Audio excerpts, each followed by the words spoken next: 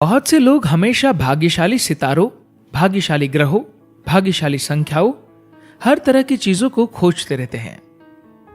चीजों को खोजने और उनके घटित होने की प्रतीक्षा करने की इस प्रक्रिया में जिन चीजों को वे खुद ही साकार कर सकते थे, वो पूरी तरह से खो जाती है। जीवन के हर पहलू के साथ ये आप ही है जिसे इसे साकार करना होगा। आपकी शांति और आपकी बेचैनी आपका धंधा है। आपका आनंद और आपकी पीड़ा आपका धंधा है। आपके भीतर मौजूद शैतान और भगवान आपका धंधा है। जब आप संयोग से जीवन जीते हैं, तब आप डर और चिंता में भी जीते हैं। जब आप उद्देश्य और क्षमता से जीवन जीते हैं, तब इससे फर्क नहीं पड़ता कि क्या होता है या क्या नहीं होता है।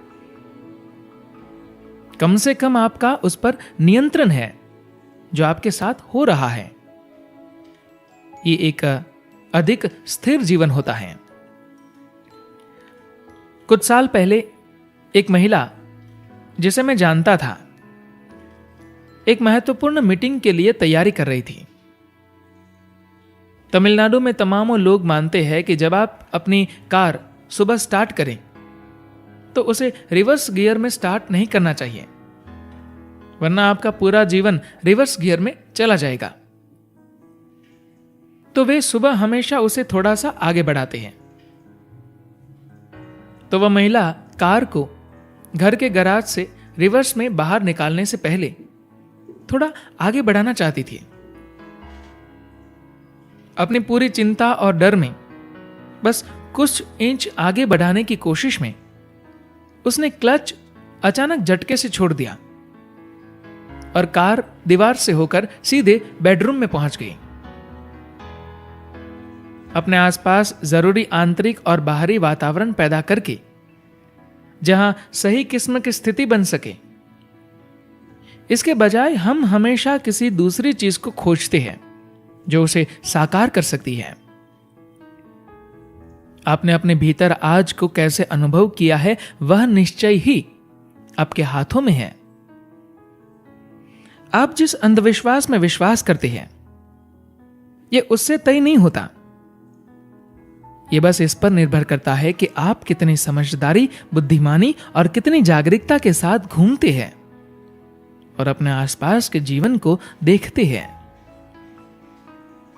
तो क्या इनमें से किसी में कोई सच्चाई नहीं है? जरूरी नहीं है।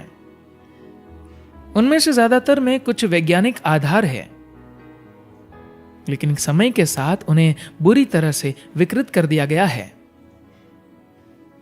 पीढ़ी दर पीढ़ी विज्ञान ने अपना रूप खो दिया है और यह कुछ और बन गया है।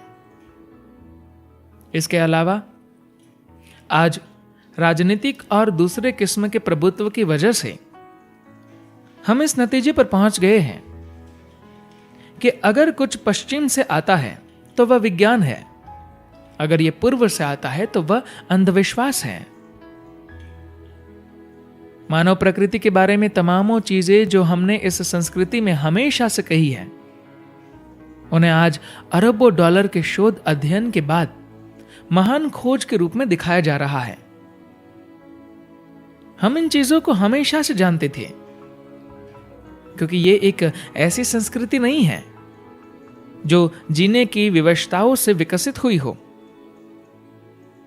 ये एक ऐसी संस्कृति है जो ऋषियों और संतों के द्वारा सचेतन रूप से विकसित की गई थी।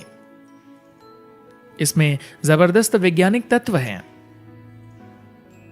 हर चीज को आपको कैसे बैठना चाहिए, खड़े होना चाहिए और खाना खाना चाहिए से लेकर इस बात के अनुसार बनाया गया था जो मानव कल्याण के लिए सर्वश्रेष्ठ हो।